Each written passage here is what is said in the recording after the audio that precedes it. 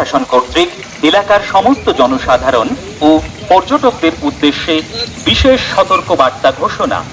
বঙ্গোপসাগরে সৃষ্ট ঘূর্ণাবর্তের কারণে আগামী রবিবার 26/5/2024 থেকে মঙ্গলবার 28/5/2024 পর্যন্ত ঘূর্ণিঝড় রেমালের প্রভাবে প্রবল বৃষ্টিপাত সহ ঝড়ের সম্ভাবনা আছে।